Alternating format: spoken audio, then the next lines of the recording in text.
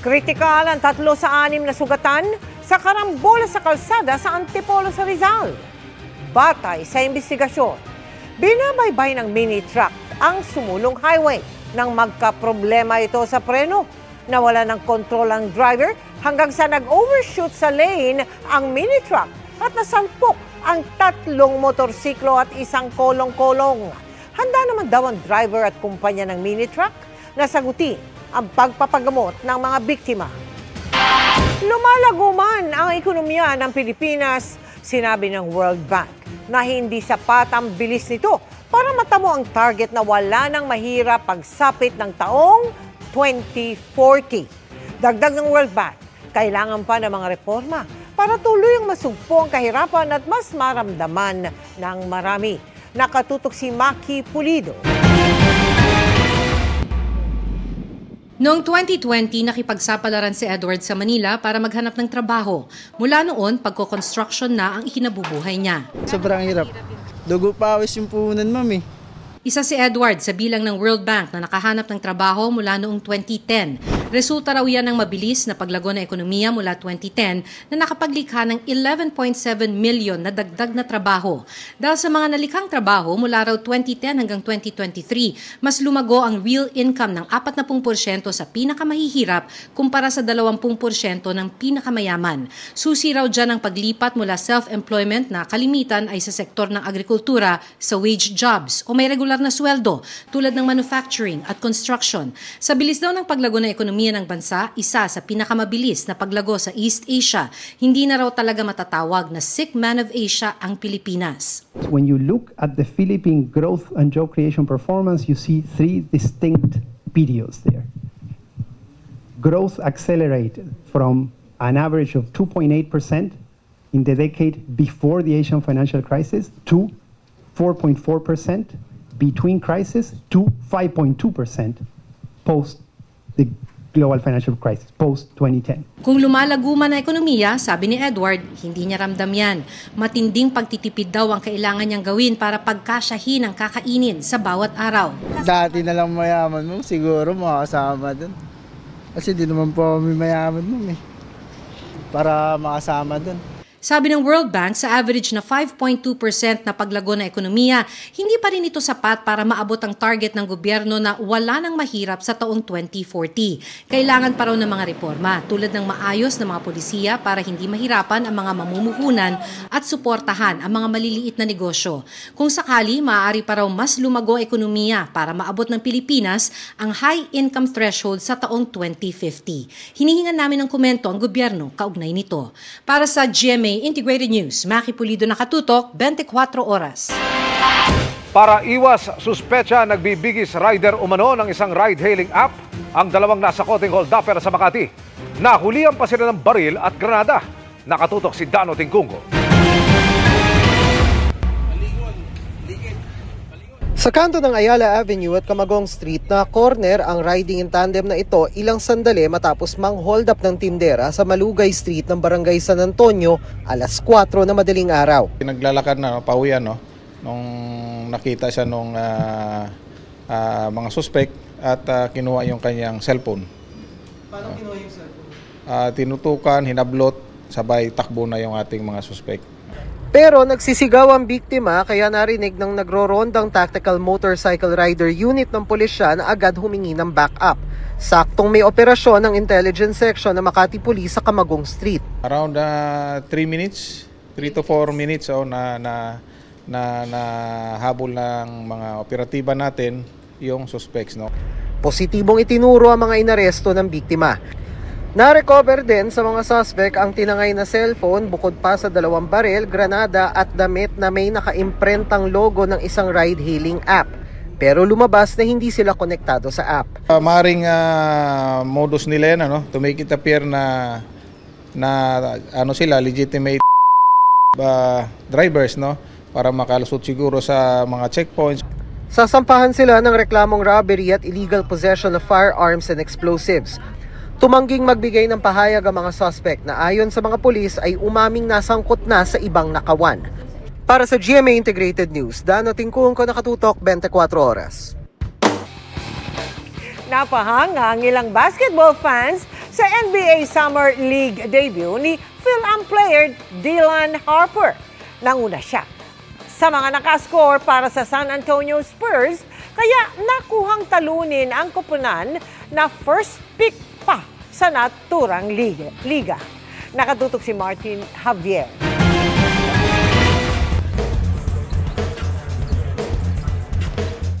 Mga kapuso, dito sa Thomas & Mack Center sa Las Vegas, Nevada, nagaganap ang 2025 NBA Summer League at sa wakas, makikita na natin maglaro ang Filipino-American player at number 2 pick sa nakaraang NBA draft na si Dylan Harper.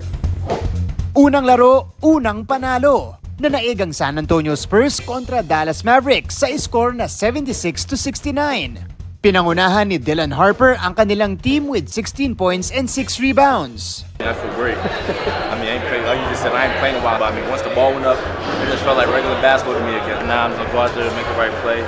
Proud ang Pinay mother ni Dylan na si Maria na dumayo pa mula New Jersey para mapanood ang game.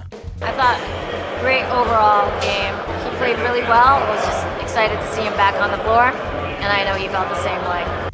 Kwento niya, hindi man lumaki sa Pilipinas, maituturing na Filipino household ang kinalakihan ni Dylan. We are very in touch with our Filipino side. My mom and my dad and my 3 sisters have been a really big part of my children's lives.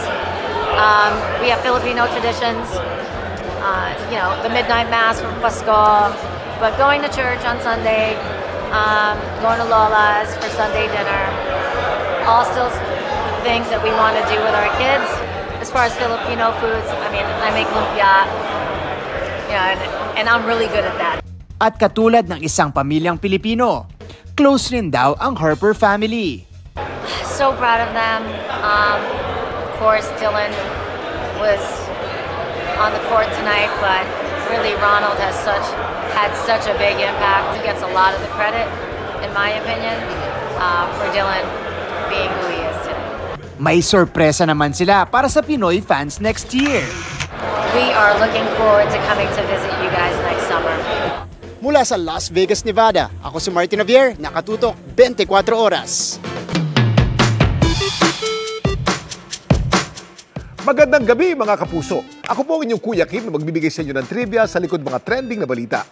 Abot langit ang tanong ng marami dahil sa mga namataang liwanag sa kalangitan sa Cebu kagabi. Ano ang mga ito? Bibigyan natin yan ng paliwanag.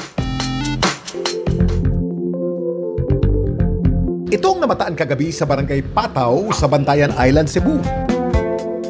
Mga tila lumulutang na kandila na nagpapaliwanag sa madilim na kalangitan.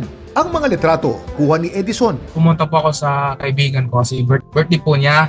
Then mga around 8 PM po, yung mga tambay po sa labas ay nakatingin sa langit. Then sabi po nila, uy, parang may kandila na lumulutang. Ginawa ko po series, pumunta po ako sa madilim na lugar para wala pong light pollution. Then pumunta po ako sa gilid ng baybay. Doon po namin kinuhanan. Ang naispatan ni Edison, isang atmospheric phenomenon na kung tawagin, light pillars. Maraming ice crystal, maaaring sa isang linya, nakabuo na isang kolong. Kaya ating nakikita sa picture ay isang pillar. Ang mga liwanag na ito, bunsod ng pag-reflect ng liwanag sa mga ice crystal sa atmosphere. Nangyayari yan sa malamig na panahon, pero nasa tropical region tayo. Isa mga main ingredient para magkaroon ng light pillar dito ay yung high humidity, walang halos hangin, at sandaling paglamig ng panahon. Ang liwanag na nakikita nila, base sa picture, ay galing sa city lights at nire-reflect niya yung ice crystal. Ayon sa Pag-asa, walang dapat ipangamba sa paglitaw ng mga light pillars sa kalangitan. Normal yan, so walang dapat ikabahala. Madalas yan o parating nangyayari sa mga lamig na lugar. Eh sa atin, kumbaga special nangyayari sa atin kasi nasa tropical region. Madalang mabuo ang ice crystals sa lugar. Pero alam niyo ba na may iba't ibang kulay pala ng light pillars ang pwedeng masaksihan sa ating kalangitan? Kuya Kim! Ano na? May iba't ibang uri ng light pillars at depende ito sa light source o pinagbumulan ng liwanag. Nariyan ang lunar pillars. Ang liwanag dito ay nanggagaling sa buwan. Madalas ay puti o maputlang asul ang kulay ng mga ito. Solar pillars naman ang tawag kung ang light source ay ang araw. Pula, kahel o malaginto naman ang kulay nito. May mga light pillars din na nabubuo mula sa mga artificial light gaya ng mga street lights at ilaw mula sa gusali. Samantala, para malaman ang trivia sa likod ng viral na balita, i-post o i-comment lang, #Kuya Kim, ano na? Laging tandaan, kimportante ang may alam. Ako po si Kuya Kim, masagot ko kayo 24 oras. Binaha ang subway train platform sa New York City dahil sa malakas na pag-ulan. Kita ang malakas na pagbulwak ng tubig sa platform ng 28th Street Station na pumasok pa sa loob ng nakahintong tren. Kaya ang ilang pasahero, itinaas na lamang ang kanilang mga gamit para hindi mabasa. Ayon sa Metropolitan Transportation Authority, nakaranas ng matinding pagkaantala ang subway service dahil sa pagbaha sa mga istasyon. Patay ang 8 buwang gulang na sanggol sa salpukan ng motorsiklo at tricycle sa Dumangas sa Iloilo. Normal lang daw nung una ang daloy ng mga sasakyan nang biglang sumemplang at kumaskas sa kalsada ang isang motorsiklo. Natamaan nito ang kasalubong na tricycle na tumagilid dahil sa lakas ng impact. Lula ng tricycle ang 6 na pasahero, kabilang ang nasawing sanggol. Sugatan naman ng iba pang pasahero, pati ang sumemplang na rider na walang lisensya dahil menor de edad. Desidido ang pamilya ng nasawing biktima na papanagutin ang rider. Ipinanukala sa Senado ang total ban sa online sugal. Damay na riyan pati mga kasalukuyang lisensyado ng PAGCOR. Pero sabi ng PAGCOR, malaki ang nalilikom dito ng gobyerno. Nakatutok si Jonathan Andal. Sinuspindi na ng LTO ang lisensya ng bus driver na hindi umano maayos magmaneho dahil isinabay ang pagsusugal online. Pero nababahala pa rin si Senador Raffy Tulfo sa pagkalulong ng marami sa anyay epidemya ng online sugal. Paano kaya kung sa gabi wala nakitang pasahero, nag-online gambling siya, nabangga, disgrasya, na meron tayong sakit sa ating lipunan sa pamagitan ng epidemic, kung tawagin ko, itong online gambling. That's why I'm filing a bill na total stop, hindi yung regulated. Lahat, pati accredited ng PAGCOR, kailan tayo titigil kung bagsak na ang ating bansa? Dahil damay pati legal na online gambling, tingin ni Tulfo may malalaking taong haharang sa panukala. Habang wala pang batas, kinakalampag muna niya ang PAGCOR. Nananawagan ako sa PAGCOR maging sa ad board. Itigil na muna lahat ng advertisement sa online gambling. Sa TV, radio, newspaper, social media, lahat. And sana magkaroon muna ng moratorium. May utos na ang PAGCOR na tanggalin ang lahat ng billboard ng online gambling hanggang August 15. Pero ang dati ng posisyon ng PAGCOR, hindi total ban na sakop ang legal, kundi mahigpit na regulasyon lang. Ang sinisira sa online gaming industry ngayon, yung maraming illegal na patuloy na nag-ooperate. At ang masakit nito, they are operating from outside the Philippines. Ang tinatarget nila mga Filipino customers. Sa taya ng PAGCOR, nasa 100 ang mga illegal na nag-ooperate ng online gambling sa bansa habang 70 ang mga lisensyado. Babala ng 14 sa lisensyadong online gambling operator, hindi mapipigil ng pagbabawal ang pagsusugal ng mga Pilipino. Lilipat lang nila ang mga ito sa black market o sa mga hindi lisensyado na hindi mapananagot ng gobyerno. Sabi ng PAGCOR, malaki ang nalilikom ng gobyerno sa online sugal na umabot ng 50 bilyong piso noong nakaraang taon. Ang na-contribute po ng online gaming alone, hindi po ng PAGCOR, sa PhilHealth, meron pong kulang 6.5 billion pesos. Opo. Pero... So kung atin titingnan, ma'am, sa 30,000 average, can you imagine ilang milyon yung ating natulungan sa pamamagitan ng license fees ng online gaming sa mga pasyente ng PhilHealth. Panukala ni Tulfo, para mapunan ang mawawalang kita sa online sugal, tanggalan na lang ng pondo ang mga GL o guarantee letter na ginagamit pandagdag bayad sa ospital ng mga nangangailangan at mahihirap. Itigil natin yung mga GL na yan. O, ilan ba yung bilyon-bilyon yan galing sa GL? O, di lahat ako mismo isusurrender ko yung GL ko. Pasintabi sa iba, nagagamit ng mga politiko para magkaroon silang pogi points sa kanilang mga botante. Ang mga pagpapass ng ganito po ay talagang pinag-aaralan. Minsan ko po, kapag ka po mismo ang legal at license na mga online gaming sites ang iyong ibaban, mas dumadami ang mga illegal na online gaming sites. Para sa GMA Integrated News, Jonathan Andal, nakatutok, 24 oras. Mistakes are lessons in disguise. Patunay sa kasabihang yan, si Rebea Mateo na nag-bounce back after ma-scam last year. Dahil sa sipag at tiyaga, nakabili at nakapagpa-renovate na siya ng bahay. Makichika kay Athena Imperial. Kailangan natin ipagpatuloy yung buhay, masakit man, but you know, there's still a lot of means for me to get my money back. So I'm still praying and hoping na sana mabalik. Matapos mabiktima ng isang investment scam last year, maraming lesson daw na natutunan si Sparkle Beauty Queen Rebea Mateo. Ang sipag at pagtitiyaga, dapat pinapartneran ng mas matalino at mas wais na pag-handle ng pera. Kaya 1 year after ng hard work, this time, I was able to buy and renovate my dream house sa Santa Rosa, Laguna. I need to start from scratch, but God is so good. tinutupad na raw ni Rebea ang pangarap nilang magkaroon ng sariling tahanan. Isa para sa kanyang mama at isa para sa kanya.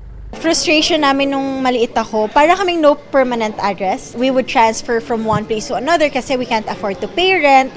Nag-hire daw siya ng interior designer para sa style ng rooms na gusto niya. Pero ang payo ng kanyang mama, maging praktikal sa house renovation. Dream house ko siya, kaya ako nag-work very hard sa showbiz kasi I want to achieve a lot of good things in life. So isa na to. Busy man sa showbiz commitments, may me time pa rin ang beauty queen actress. Shinare niya sa kanyang socials ang ilang snaps niya while in Bali. Sa kanyang Instagram posts, enjoy si Rebea sa kanyang spa time, food trip, and rest and relaxation by the beach. Soon, may mini reunion project siya with her royal blood co-star, Kapuso Primetime King Ding Dong Dantes. But I'm gonna have a special participation sa 7th year anniversary ng Amazing Earth. So aabangan nila kung ano yung mga ginawa ko doon. Athena Imperial updated sa Showbiz Happenings. And that's my chika this Tuesday night. Ako po si Iya Arellano. Miss Mel, Emil. Salamat sa iyo, Iya. Thanks, Iya. At yan ang mga balita ngayong Martes. Ako po si Mel Tiangco para sa mas malaking misyon. Para sa mas malawak na paglilingkod sa bayan, ako po si Emil Sumangil. Mula sa GMA Integrated News, ang News Authority ng Pilipino. Nakatuto kami 24 oras.